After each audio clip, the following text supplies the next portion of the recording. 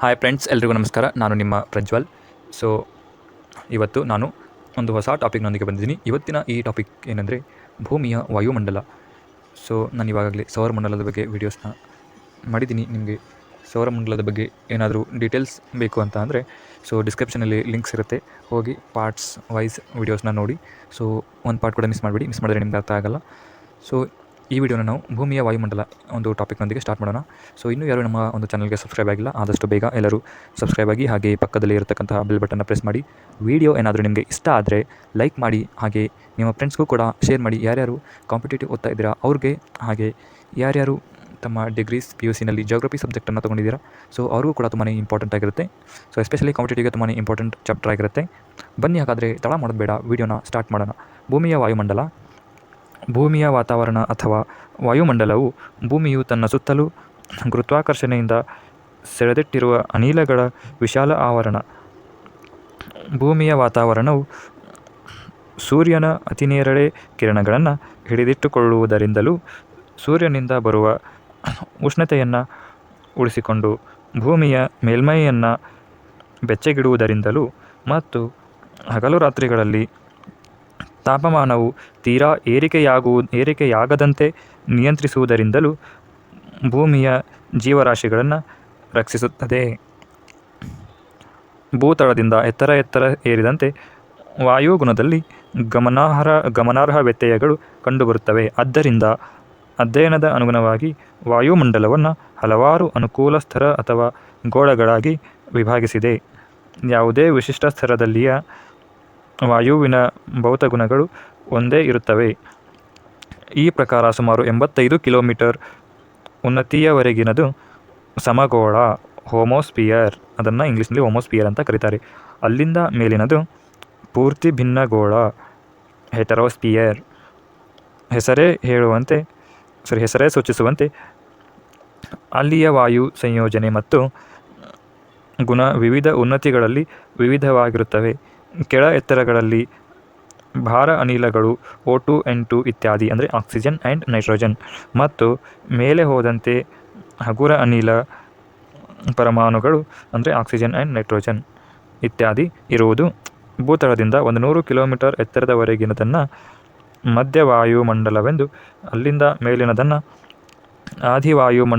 ಆದಿವಾಯುಮಂಡಲವೆಂದು ಕರೆಯುವುದುಂಟು.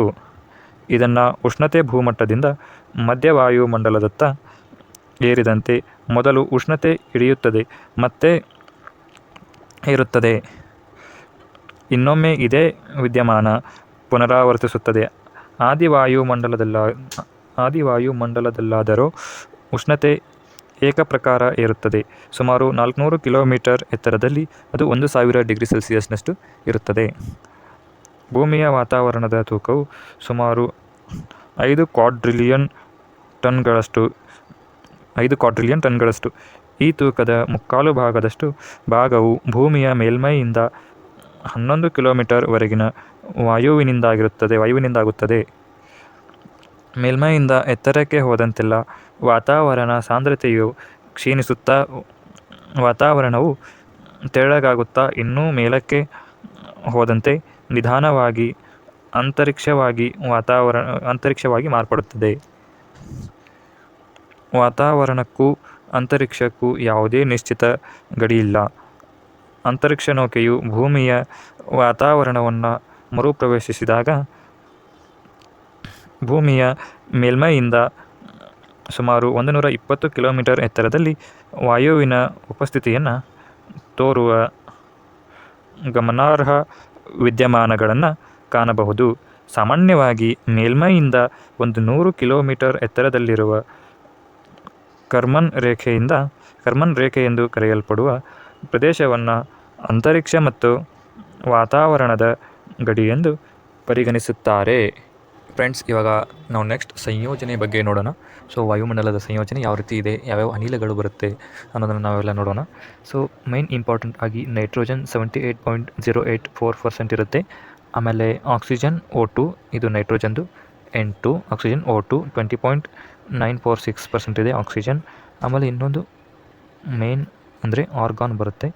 So argon 0.9340% ಇದೆ. So ಇದು major ಒಂದು ಗ್ಯಾಸಸ್ ಆಗಿರುತ್ತೆ. ಸೊ ಮುಖ್ಯ ಅನಿಲಗಳು ಇವಾಗಿರುತ್ತೆ. ಇನ್ನೂ ಕೆಲವೊಂದು ಬರುತ್ತೆ CO2 0.0407%. ಆಮೇಲೆ ನಿಯಾನ್ ಬರುತ್ತೆ NE ಅಂತ, ಸೊ 0.0018%. ಆಮೇಲೆ ಹೀಲಿಯಂ ಬರುತ್ತೆ 0.000524%. ಆಮೇಲೆ CH4 ಬರುತ್ತೆ 0.00018%. ಆಮೇಲೆ H2 ಬರುತ್ತೆ 0.000055%. ಆಮೇಲೆ KR ಕ್ರೋಮಿಯಂ ಬರುತ್ತೆ 0.000114%. ಸೊ ಇವೆಲ್ಲ ಅತಿ ವಿರಳ ಅನಿಲಗಳು ಅಂತ ಕರೆಸ್ಕೊಡುತ್ತೆ.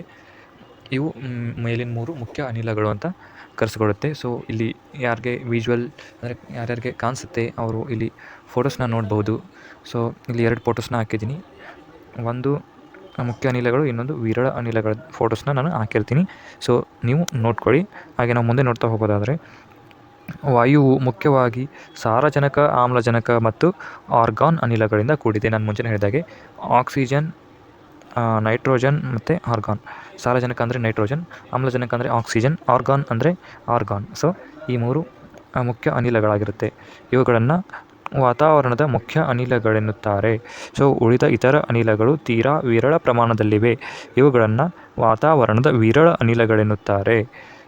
ಇವು ಯಾವುವೆಂದರೆ, ಸೊ ವಿರಳ ಅನಿಲಗಳು: ಹಸಿರುಮನೆ ಅನಿಲಗಳು, ನೀರಾವಿ, carbon dioxide, methane, nitrous oxide and ozone. So ಇವು. ಆಮೇಲೆ ಶೋಧಿಸಿ ಶುದ್ಧೀಕರಿಸಿದ ಗಾಳಿಯು ಅತಿ ವಿರಳ ಪ್ರಮಾಣದಲ್ಲಿ ಕೆಲವು ರಾಸಾಯನಿಕ ಸಂಯುಕ್ತಗಳನ್ನು ಹೊಂದಿರುತ್ತದೆ.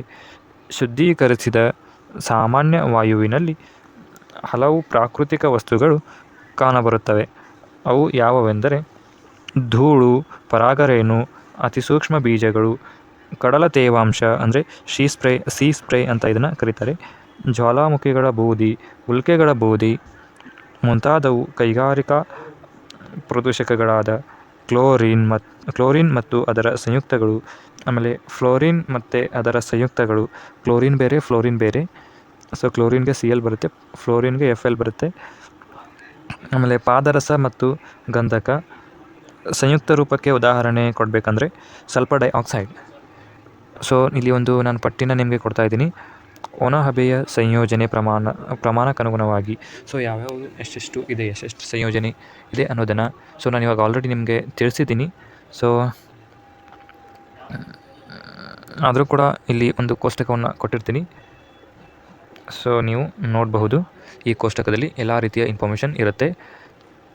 ಹಾಗೆ ಆ ಕೋಷ್ಟಕವನ್ನು ನೋಡ್ತಾ ನಾವು ಇನ್ನೊಂದು ಏನು ತಿಳ್ಕೊಳ್ಬೇಕಂದ್ರೆ, ಈ ಕೆಳಗಿನವುಗಳನ್ನು ಮೇಲಿನ ಒಣಹಬೆಯ ಸಂಯೋಜನೆಯಲ್ಲಿ ಸೇರಿಸಲಾಗಿಲ್ಲ. ಸೊ ಇಲ್ಲಿ ಕೆಳಗಡೆ ಒಂದು ಇದೆ, ಅದನ್ನು ಮೇಲಿನ ಒಣಹಬೆಯಲ್ಲಿ ಸೇರಿಸಲಾಗಿಲ್ಲ. ಅದು ನೀರಾವಿ, H2O ಅಂತ ಇದನ್ನು ಕರೀತಾರೆ. ನೀರಿನ ಅಣುಸೂತ್ರ ಕೂಡ H2O ಆಗಿರುತ್ತೆ. ಸೊ -0.40% ಸರಾಸರಿ. ಸಾಮಾನ್ಯವಾಗಿ 1%ಇಂದ -4%ನಷ್ಟು ಮೇಲ್ಮೈಯಲ್ಲಿ ಸೊ ಇದನ್ನು ನಾವು ಕಾಣಬಹುದಾಗಿರುತ್ತೆ. ಸೊ ಫ್ರೆಂಡ್ಸ್, ಇವಾಗ ನಾವು ರಚನೆಯನ್ನು ನೋಡೋಣ. ವಾಯುಮಂಡಲದ ರಚನೆ ಯಾವ ರೀತಿ ಇರುತ್ತೆ, ಆಮೇಲೆ ವಾಯುಮಂಡಲವನ್ನು ಎಷ್ಟು ಪದರಗಳಾಗಿ ವಿಂಗಡಿಸಬಹುದು, ಅವುಗಳ ಉಷ್ಣತೆಯನ್ನು ಆಧರಿಸಿಕೊಂಡು ಅಂತ ನಾವು ಇವಾಗ ನೋಡೋಣ. ಸೊ ಇದರಲ್ಲಿ ಸುಮಾರು 5 ಟೈಪ್ಸ್ ಬರುತ್ತೆ. ಅವುಗಳ ಉಷ್ಣತೆಯನ್ನು ಆಧರಿಸಿಕೊಂಡು ಹವಾಗೋಳ ಟ್ರೋಪೋಸ್ಪಿಯರ್ ಅಂತ, ಆಮೇಲೆ ಸ್ತರಗೋಳ ಸ್ಟ್ರಾಟೋಸ್ಪಿಯರ್ ಅಂತ ಕರೀತಾರೆ, ಮಧ್ಯಗೋಳ ಮಿಸೋಸ್ಪಿಯರ್ ಅಂತ ಕರೀತಾರೆ, ಉಷ್ಣಗೋಳ ಥರ್ಮೋಸ್ಪಿಯರ್ ಅಂತ ಕರೀತಾರೆ, ಆಮೇಲೆ ಎಕ್ಸೋಸ್ಪಿಯರ್ ಸೊ ಬಾಹ್ಯಗೋಳ. ಸೊ ಈ 5 ವಿಧಗಳನ್ನು ನಾವು ಇವಾಗ 1 by 1 ನೋಡ್ತಾ ಹೋಗೋಣ. ಸೊ ಫಸ್ಟ್ಗೆ ಇದರ ರಚನೆಯನ್ನು ನಾವು ಇವಾಗ ಸ್ಟಾರ್ಟ್ ಮಾಡೋಣ.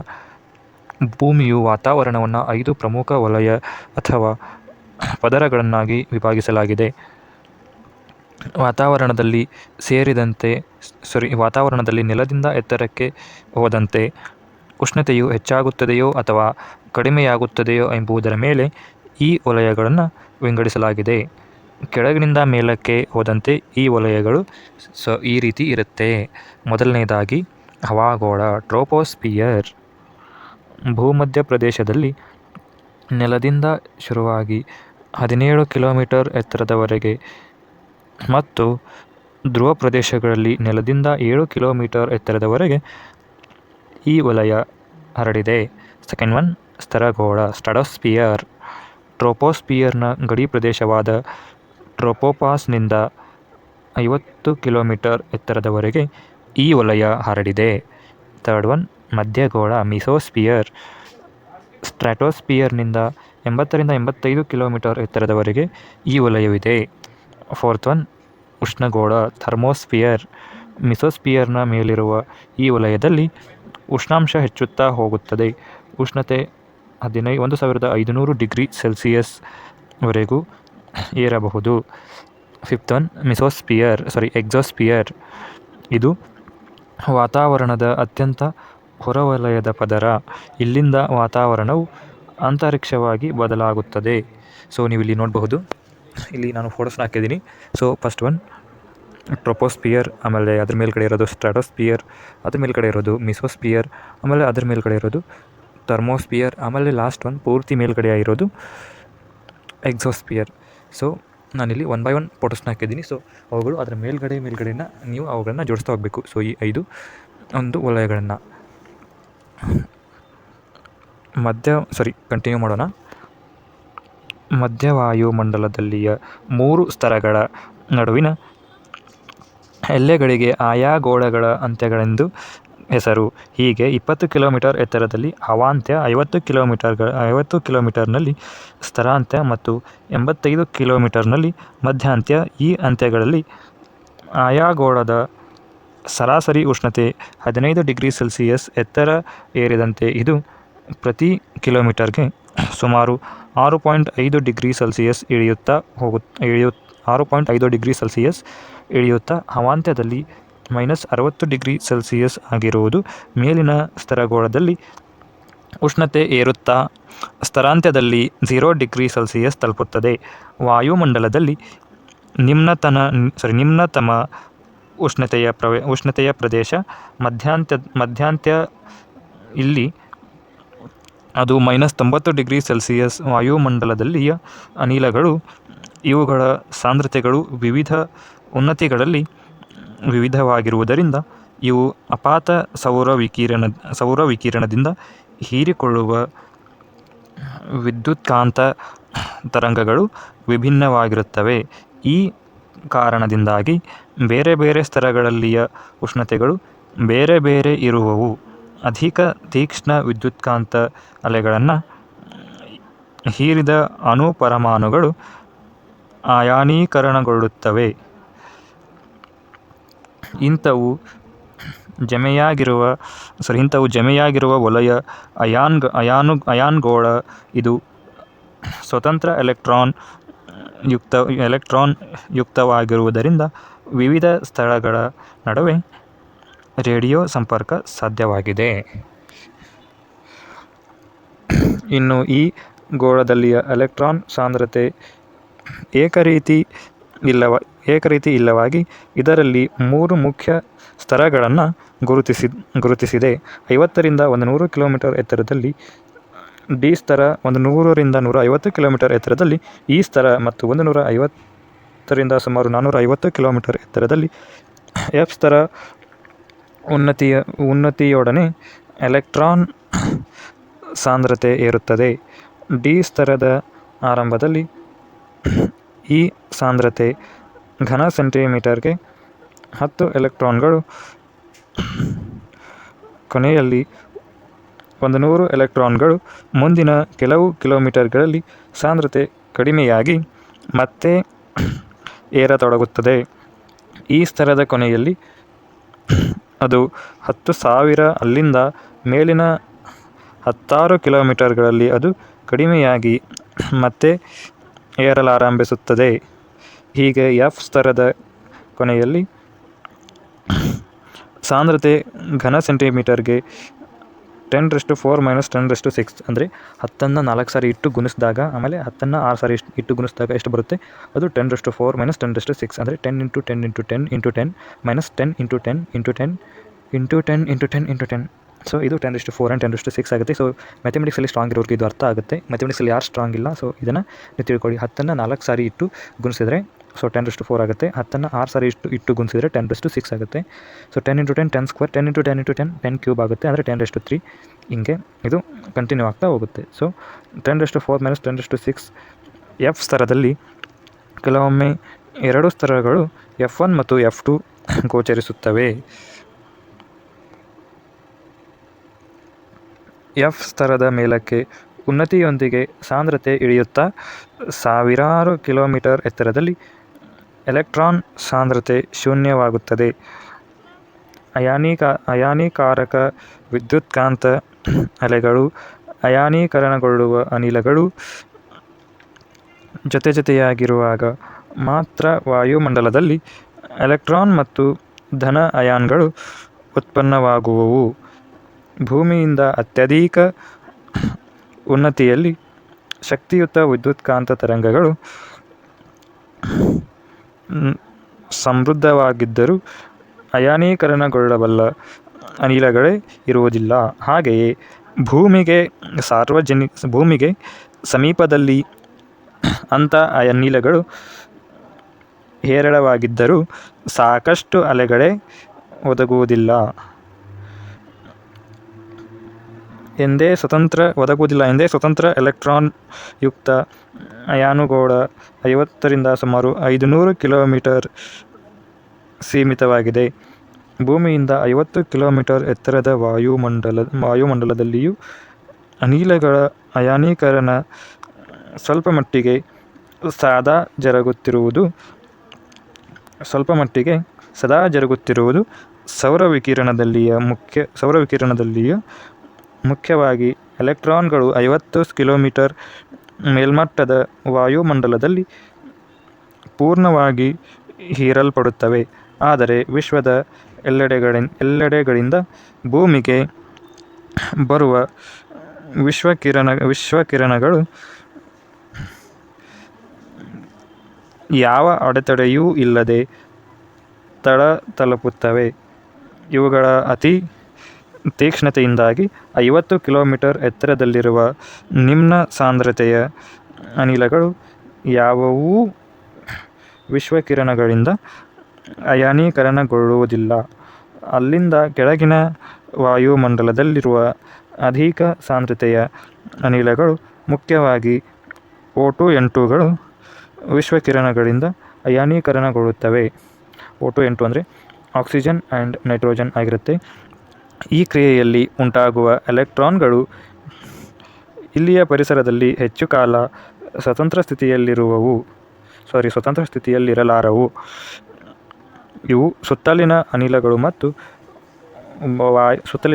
ಮತ್ತು ವಾಯುಕಲಿಲಗಳಿಗೆ ಅಂಟಿಕೊಂಡು ಋಣ ಅಯಾನುಗಳಾಗಿ ಚಲಿಸುತ್ತವೆ. ಅನಿಲಗಳ ಅಯಾನೀಕರಣದಿಂದ ಉಂಟಾಗುವ ಧನ ಅಯಾನುಗಳು ಸುತ್ತಲಿನ ಅನಿಲಗಳು ಮತ್ತು ಏರೋಸಾಲ್ಗಳೊಂದಿಗೆ ಸೇರುತ್ತವೆ. ಈ ಎಲ್ಲ ಭೌತ ಮತ್ತು ರಾಸಾಯನಿಕ ಕ್ರಿಯೆಗಳಿಂದ ಉಂಟಾಗುವ ಸಂಕೀರ್ಣ ಋಣ ಮತ್ತು ಧನ ಅಯಾನುಗಳೇ 50 ಕಿಲೋಮೀಟರ್ ಕೆಳಗಿರುವ ವಿದ್ಯುತ್ಕಣಗಳು. ಫ್ರೆಂಡ್ಸ್, ಈಗ ನಾವು ಈ ವಿಡಿಯೋದ ಅಂತಿಮ ಘಟ್ಟಕ್ಕೆ ಬಂದಿದ್ದೀವಿ. ಸೊ ಇದೇ ಲಾಸ್ಟ್ ಒಂದು ಪಾಯಿಂಟ್ ಆಗಿರುತ್ತೆ ಈ ವಿಡಿಯೋದಲ್ಲಿ ನಾವು ಡಿಸ್ಕಸ್ ಮಾಡೋದು. ಸೊ ಈ ಪಾಯಿಂಟ್ ಏನಂದರೆ ವಾಯುಮಂಡಲದ ಉಪಯೋಗಗಳು. ಸೊ ಇವಾಗ ವಾಯುಮಂಡಲದಿಂದ ಏನೇನು ಯೂಸ್ ಇದೆ ಅನ್ನೋದನ್ನು ನಾವು ನೋಡ್ತಾ ಹೋಗೋಣ. ಸೂರ್ಯನಿಂದ ಬರುವ ವಿದ್ಯುತ್ಕಾಂತ ಅಲೆಗಳಲ್ಲಿಯ ಎಕ್ಸ್ ಕಿರಣಗಳು ಮತ್ತು ಅತಿನೇರಳೆ ಕಿರಣಗಳು ಭೂಮಿಯನ್ನು ತಲುಪಿದರೆ ಭೂಮಿಯಲ್ಲಿಯ ಸಸ್ಯ ಮತ್ತು ಪ್ರಾಣಿಗಳಿಗೆ ಹಾನಿ ಉಂಟಾಗುತ್ತದೆ. ಈ ವಿಪತ್ಕಾರಿ ಕಿರಣಗಳು ಇಲ್ಲಿಗೆ ತಲುಪದಂತೆ ನೋಡಿಕೊಂಡು ಜೀವರಾಶಿಗಳನ್ನು ರಕ್ಷಿಸುವುದು ಭೂವಾಯುಮಂಡಲ. ಸುಮಾರು 50 ರಿಂದ 500 ಕಿಲೋಮೀಟರ್ ಎತ್ತರದಲ್ಲಿರುವ ಅನಿಲಗಳು ಎಕ್ಸ್ ಕಿರಣಗಳನ್ನು ಸಂಪೂರ್ಣವಾಗಿ ಹೀರಿಕೊಳ್ಳುತ್ತವೆ. ಸ್ತರಗೋಳದಲ್ಲಿಯ ಓಝೋನ್ ಅನಿಲ ಅತಿನೇರಳೆ ಕಿರಣಗಳನ್ನು ಹೀರಿಕೊಳ್ಳುತ್ತದೆ. ಹಾಗಾಗಿ ಸೂರ್ಯನಿಂದ ಹೊರಟ ವಿದ್ಯುತ್ಕಾಂತ ಅಲೆಗಳಲ್ಲಿ ಭೂಮಿಯನ್ನು ತಲುಪುವುದು ಬೆಳಕಿನ ಮತ್ತು ಉಷ್ಣದ ಅಲೆಗಳು ಮಾತ್ರ. ಇವುಗಳಿಂದಾಗಿ ಭೂಮಿಯ ಮೇಲಿನ ಸರಾಸರಿ ಉಷ್ಣತೆ 15 ಡಿಗ್ರಿ ಸೆಲ್ಸಿಯಸ್ ಮತ್ತು ಜೀವಿಗಳ ಬೆಳವಣಿಗೆಗೆ ಅನುಕೂಲಕರವಾಗಿದೆ. ಸ್ತರಗೋಳದಲ್ಲಿಯ ಓಝೋನ್ ಅನಿಲ ಉತ್ಪತ್ತಿಯಾಗುವುದಾದರೂ ಸೂರ್ಯನಿಂದ ಬರುವ ಅತಿನೇರಳೆ ಅಂದರೆ ಅಲ್ಟ್ರಾವೈಲೆಟ್ UV ಅತಿನೇರಳೆ ಕಿರಣಗಳಿಂದ. ಈ ಓಝೋನ್ ಅನಿಲವೇ ಜೀವಿಗಳಿಗೆ ಮಾರಕವಾದ ಬಯಾಲಜಿಕಲಿ ಹಾರ್ಮ್ಫುಲ್ ಜೀವಿಗಳಿಗೆ ಮಾರಕವಾದ ಅತಿ ನೇರಳೆ ಕಿರಣ ಸಮೂಹದ UVB ಅಂಶವನ್ನು ಹೀರುವುದರಿಂದ ಭೂಮಿಯಲ್ಲಿಯ ಜೀವರಾಶಿ ಬೆಳೆದು ವೃದ್ಧಿಯಾಗುವುದು ಸಾಧ್ಯವಾಗಿದೆ. ಸೋಜಿಗದ ಸಂಗತಿ ಎಂದರೆ ಓಜೋನ್ ಅನಿಲದ ಸುಳಿವೇ ಇಲ್ಲದಿದ್ದ ಭೂವಾಯುಮಂಡಲದಲ್ಲಿ ಸುಮಾರು 5 ಬಿಲಿಯನ್ ವರ್ಷಗಳ ಹಿಂದೆ ಮೊದಲ ಏಕಾಣುಜೀವಿ ನೀರಿನಲ್ಲಿ ಉತ್ಪತ್ತಿಯಾಯಿತು.